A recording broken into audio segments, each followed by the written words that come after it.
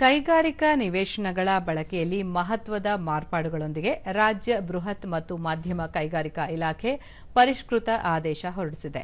ಈ ಮೊದಲು ಕೈಗಾರಿಕಾ ನಿವೇಶನಗಳಲ್ಲಿ ಶೇಕಡಾ 65ರಷ್ಟು ಭೂಮಿಯನ್ನು ಉದ್ಯಮದ ಕಟ್ಟಡ ನಿರ್ಮಾಣಕ್ಕೆ ಬಳಸಿಕೊಳ್ಳಬೇಕಿತ್ತು.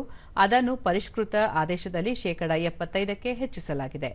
ಮಹಡಿ ವಿಸ್ತೀರ್ಣ ಅನುಪಾತ, ಫ್ಲೋರ್ ಏರಿಯಾ ರೇಷಿಯೋ ಆಧಾರದ ಮೇಲೆ ಸೆಟ್ ಬ್ಯಾಕ್ ವಿಸ್ತೀರ್ಣವನ್ನು ನಿಗದಿಪಡಿಸಲಾಗಿದೆ. ಪ್ರಸ್ತುತ ಚಾಲ್ತಿಯಲ್ಲಿರುವ ನಿಯಮಗಳ ಪ್ರಕಾರ 7 ಮೀಟರ್ ಎತ್ತರದ ಕೈಗಾರಿಕಾ ಕಟ್ಟಡಗಳಲ್ಲಿ ಮುಂಭಾಗ 1.5 ಮೀಟರ್, ಹಿಂಭಾಗ ಎಡ ಮತ್ತು ಬಲಬದಿಗಳಲ್ಲಿ ತಲಾ 1 ಮೀಟರ್ ಜಾಗ ಬಿಡಬೇಕಾಗಿತ್ತು. ಇನ್ನು ಮುಂದೆ ಮುಂಭಾಗದಲ್ಲಿ 1.5 ಮೀಟರ್ ಹಾಗೂ ಯಾವುದಾದರೂ ಒಂದು ಪಾರ್ಶ್ವದಲ್ಲಿ 1 ಮೀಟರ್ ಜಾಗ ಬಿಟ್ಟರೆ ಸಾಕು ಎಂದು ಬದಲಾವಣೆ ಮಾಡಿದೆ.